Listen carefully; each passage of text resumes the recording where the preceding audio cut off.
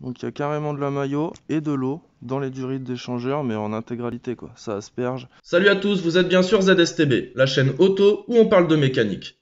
Je viens aujourd'hui vous parler d'un problème de claquement moteur sur un 1,6 litre TDI de chez Audi Volkswagen. Je te propose de faire une vidéo théorisante mais aussi pratique. Dans cette vidéo, je vais vous parler de problèmes de pompe à huile, problèmes de pression d'huile dans le haut moteur, de casse de turbo, claquement moteur. Donc voilà, c'est un panel de problèmes. Je vous propose l'autopsie du moteur 1,6 litre TDI sur une Audi A3 de 2011 avec 180 000 km.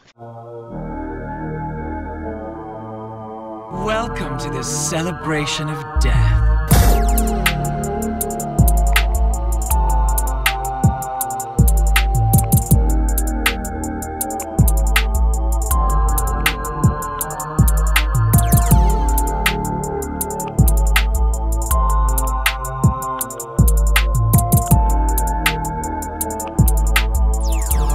Le véhicule dont je vais te parler aujourd'hui est une Audi A3, moteur CHYC, modèle 2010. Elle a 179 000 km.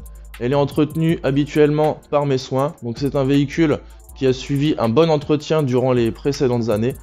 Maintenant, il s'avère que le véhicule vient de venir pour une histoire de train roulant. Et en rentrant le véhicule dans l'atelier, j'ai entendu un claquement moteur. Donc est-ce que c'est un claquement au niveau des injecteurs? Est-ce que c'est un claquement au niveau du bas moteur? Donc aujourd'hui je te propose de m'accompagner. Je vais dans un premier temps lever le véhicule pour enlever le cache moteur, parce que comme j'ai vu dans une vidéo très intéressante, que d'ailleurs je mettrai en description de la vidéo, il faut identifier est-ce que le problème vient d'en haut ou est-ce que le problème vient d'en bas. Donc il conseille d'utiliser un stéthoscope de mécanicien. On va pas utiliser ça, on utilisera un gros tournevis avec un manche en plastique rond que je placerai sur mon oreille pour écouter le claquement moteur. Est-ce qu'il vient d'en haut, est-ce qu'il vient d'en bas, de la gauche, de la droite? On pourra plus situer. Dans un premier temps, situer le bruit. Ce genre de véhicule présente des problèmes d'axe de pompe à huile, donc qui sont pas bien usinés et du coup qui dans les bas régimes n'alimentent pas le graissage correct au niveau des barres, ce qui peut endommager des coussinets de vilebrequin, des paliers d'arbre à cam, mais aussi le turbo. Donc nous allons voir de quoi il s'agit aujourd'hui. C'est parti, let's go!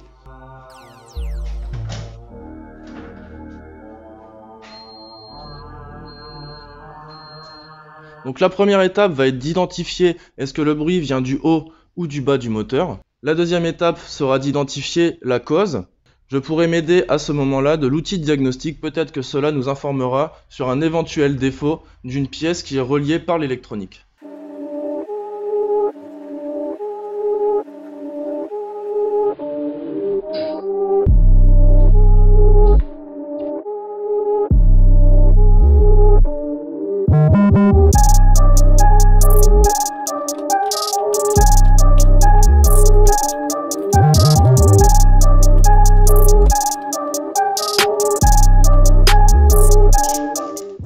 J'en profite d'être là pour faire un petit rapport d'expérience sur les Audi. C'est quand même une usine à gaz.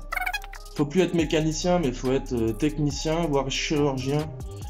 Donc ça commence à bien faire. C'est l'obsolescence. L'obsolescence programmée au bout du jour. Tout est fait pour casser, rien n'est étudié. Dans ce que je regardais ce matin, le problème c'est un problème d'usinage. Donc les pièces ne sont pas vraiment à la bonne distance et du coup le graissage du moteur ne se fait pas. C'est un problème connu. On a un axe 6 pans qui s'use et qui en fait crée un mauvais graissage au niveau du moteur.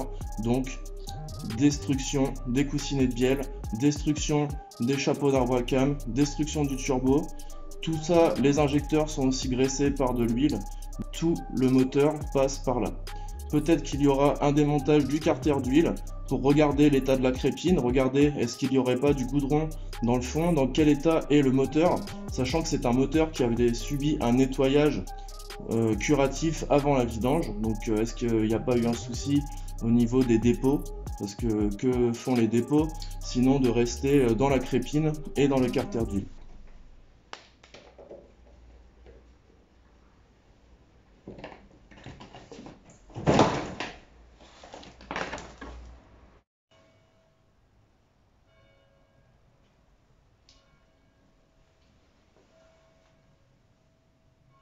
Ce que vous allez donc voir dans la suite de la vidéo est très technique. Nous allons aller de surprise en surprise dans l'ouverture de ce moteur. Donc c'est une hécatombe. À l'heure d'aujourd'hui, je me pose vraiment des questions. Après avoir eu contact ce matin avec mon technicien Audi sur Paris, il semblerait, j'ose même pas le dire, il semblerait que le bloc ou la culasse de ce véhicule soit pour ainsi dire fendu et qu'il y ait un passage d'eau dans l'huile qui resterait logé dans le haut moteur, qui ne descendrait pas dans le bac à huile. C'est pourquoi l'huile, quand on l'a enlevée du véhicule, est noire, comme une huile standard. Il n'y a pas du tout de mayonnaise dans l'huile. Nous allons aller de surprise en surprise. C'est parti, on continue pour la suite de la vidéo. Bon là on a une grosse fuite d'huile, ça va être dur de le faire voir en vidéo, mais bon déjà il y en a dans le support de boîte de vitesse. Voilà, c'est même pas de l'huile, c'est un genre de goudron étrange. Donc ça coule sur la barre stabilisatrice, sur la boîte de vitesse. On en a jusque sur le support d'échappement, ici à l'arrière du moteur. Donc il va s'agir dans un premier temps d'identifier cette fuite sur l'arrière du moteur. On se retrouve après un petit temps de réflexion. Donc étant donné que la vanne EGR ne reçoit pas d'huile et que ces durites noires sont des durites à eau, il semblerait que ça vienne pas de là. Par contre juste au-dessus on a la durite d'échangeur. On voit quand même qu'il y a une couche, il y a une certaine couche. On a ici le corps en aluminium avec la vis du turbo et une durite d'échangeur et apparemment ça fuirait d'ici. S'il y a autant d'huile dans les durites d'échangeur, aïe. Bon, il s'avérerait que la fuite d'huile soit au niveau des durites d'échangeur, donc dans le turbocompresseur, donc dans l'échangeur RR. On va lui refaire un démarrage parce que jusque-là c'est un véhicule qui roulait, qui n'était censé pas avoir de problème moteur aujourd'hui. Écoutez quand même le bruit, je vais essayer de placer le micro pas trop loin du moteur, que ce soit assez audible. Et puis de là, on coupera et on regardera, on fera une petite synthèse. Je pense qu'on va faire de la place au-dessus, débrancher la batterie, enlever le couvercle en dessous la batterie, débrancher pour faire de la place et puis accéder à l'hélice du turbo, voir un petit peu s'il y a du jeu dans ce turbo. Let's go!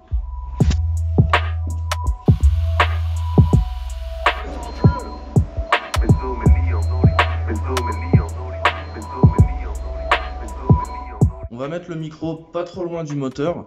On va faire un démarrage et on va écouter s'il y a quelque chose ou non. Vous me direz en commentaire si vous entendez un bruit suspect ou anormal.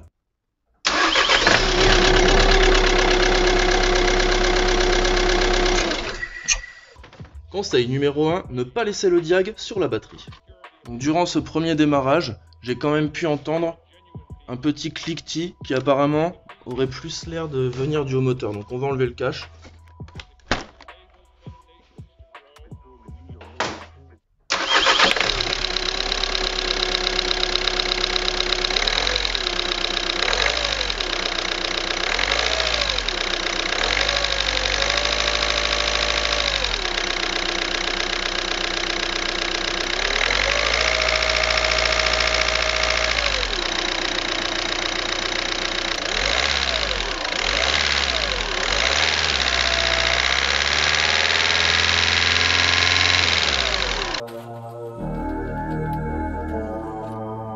Welcome to the celebration of death.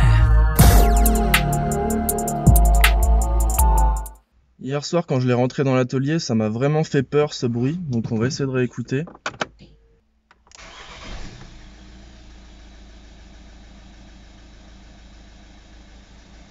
À mon avis, le fait d'avoir refait la pointe d'huile avec de la bonne huile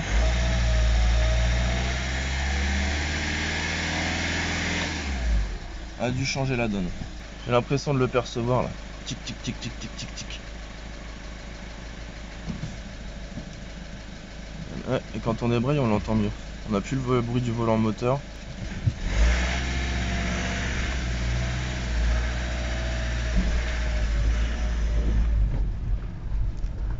Là, j'ai entendu comme un manque d'injection là quand je l'ai fait partir. Là, avec l'écho, on a quand même un bon a priori sur le bruit.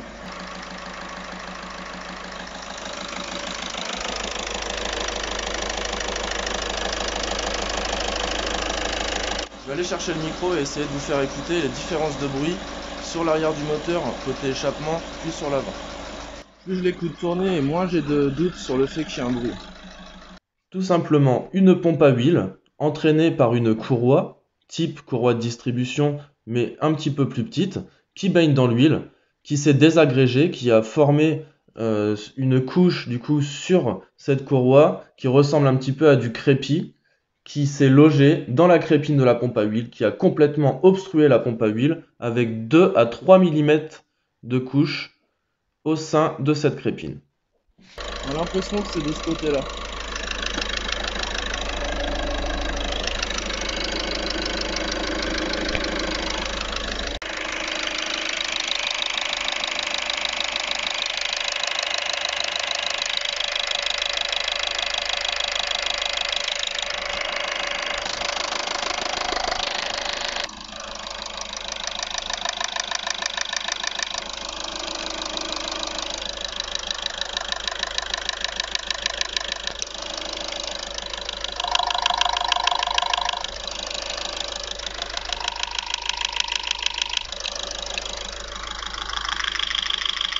Ça fait quand même un sacré claquement.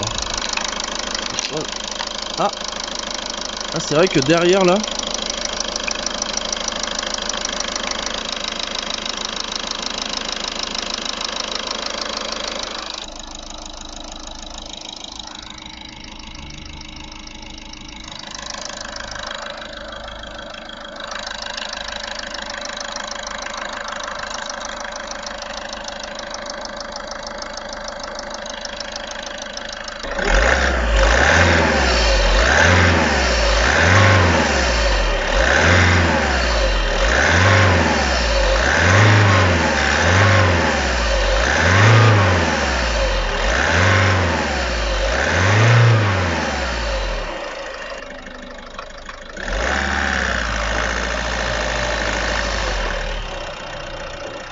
bon, jusque là j'en sais pas plus.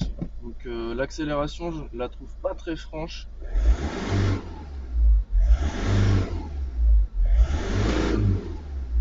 Vraiment appuyer longtemps pour que ça monte à 3000 tours. Donc on va faire plus de recherches. Diag. Donc on est sur le 1,6 litre CAYC. On va faire une lecture. Pas de code défaut. Je m'y attendais. Le problème étant, c'est que c'est un véhicule qui était resté à l'arrêt pendant un certain temps. Donc un goudron s'est accumulé dans le carter inférieur. Avec le détergent et la vidange, tout n'est pas ressorti par le petit trou. Il aurait fallu à la limite démonter le carter inférieur parce que la quantité devait être phénoménale. Je vous laisse voir de quoi il en ressort. Donc là, on est sur quelque chose de jamais vu. La consistance, elle est folle. Voilà, voilà. Donc au niveau graissage moteur, donc ça sort du reniflard, donc du carter supérieur. Donc voilà ce qu'il y a sur l'arbre à cam. Voilà comment est graissé le moteur. Donc là, ça fait vraiment flipper. J'ai tapé un coup dans le tuyau et tout, voilà tout ce qui est sorti. Mais ça sort en petits tas comme ça. C'est pas de l'huile, ça fait de la graisse. Ce que je vais préconiser sur le véhicule, c'est un démontage du carter inférieur pour aller voir un petit peu ce qui se passe dans le circuit de graissage. Parce que là, c'est vraiment horrible, horrible, horrible. Donc un véhicule mal graissé. Là, j'ai remis de l'huile. Donc ça a peut-être adouci légèrement et remis du graissage, donc le moteur ne claque pas comme je l'avais entendu précédemment. J'ai l'oreille, donc si je l'ai entendu claquer et que je me suis un petit peu alerté sur le sujet, c'est qu'il y avait quelque chose. Donc voici l'état de l'huile dans le moteur. On va aller plus loin dans la recherche, on va regarder ce qui se passe, mais là c'est flippant quoi. Au niveau texture, on voit vraiment si ça doit graisser, ça peut pas graisser homogène avec une crème pareille. Donc voilà ce que je viens de sortir du reniflard. On peut voir cet aspect graisseux, mais qui n'est vraiment pas de l'huile. On voit dans la façon dont ça coule. Donc là, j'ai simplement mis mon doigt dans le cache en haut au niveau du cache culbuteur. Croyez-moi qu'il y a des morceaux.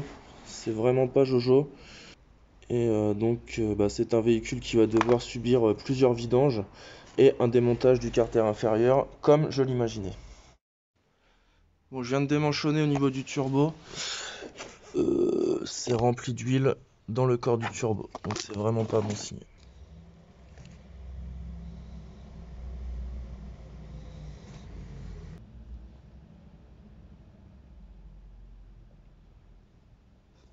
Après avoir regardé plus en détail, le turbo, il me semble qu'il est mort. Il y a des petites traces sur les ailettes, on dirait que quelque chose est passé à l'intérieur. Donc, vu que le turbo aspire de l'huile dans les durites d'échangeur, on a ici de l'huile. La fuite venait de en dessous ce collier là qui, on peut voir, n'est pas serré.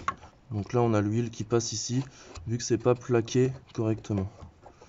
Je peux pas vraiment dire si c'est dû à un mauvais graissage ou à un rejet de GR trop important, mais on peut voir que les hélices en fait sur le haut sont légèrement frottées.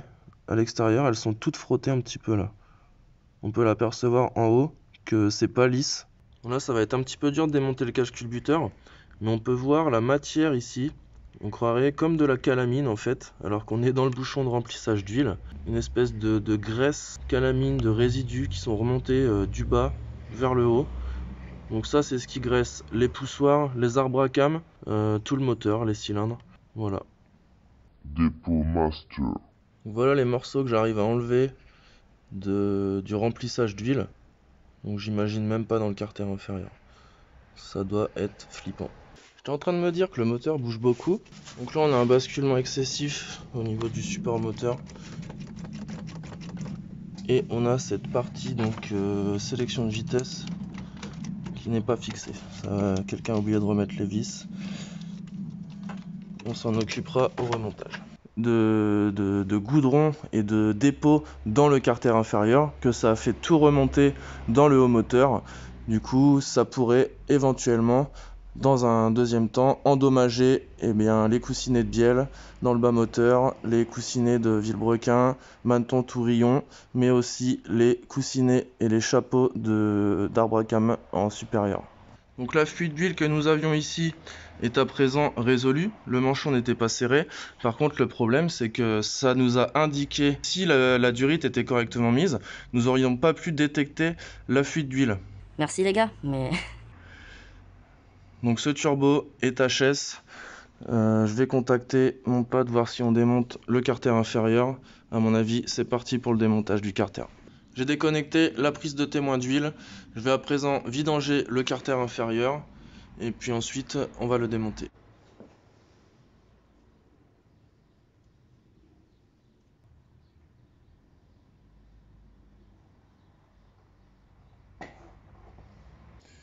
Donc on a une huile très noire, très noirâtre. On va voir ce que ça donne.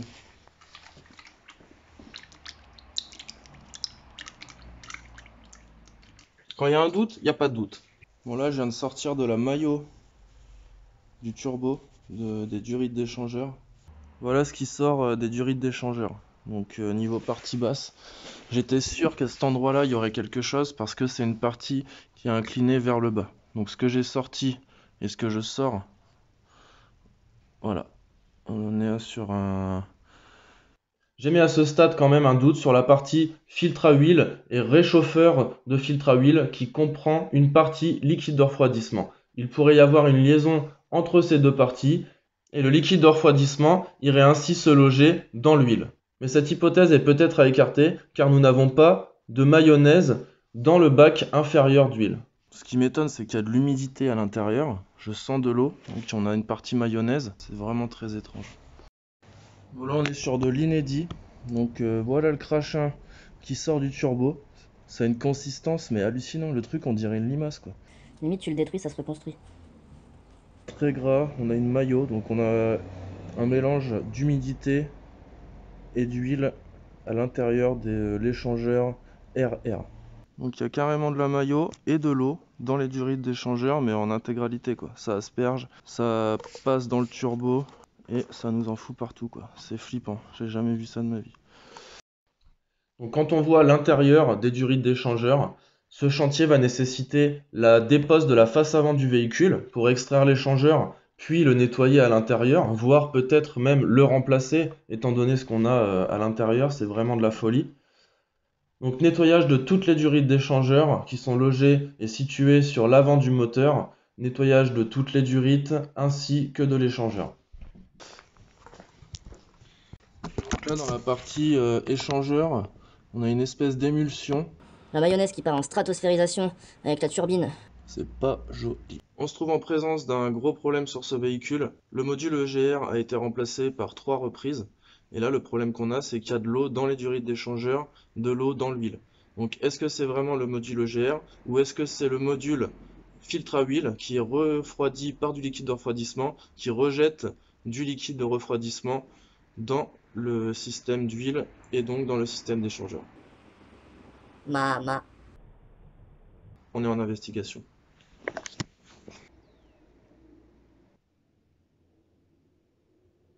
Je vais donc résumer les opérations qui vont sûrement être à prévoir sur ce véhicule. On commencera par le remplacement de la courroie de l'entraînement de la pompe à huile, un démontage de la courroie de distribution, un démontage de la culasse, un démontage de tout le haut moteur, un démontage aussi des paliers de vilebrequin pour contrôler leur état, un remplacement de la pompe à huile. Allez, j'arrête là. On se retrouve dans une prochaine vidéo. Si t'as aimé le sujet, tu t'abonnes. Ciao, bonsoir sur ZSTB. Big up.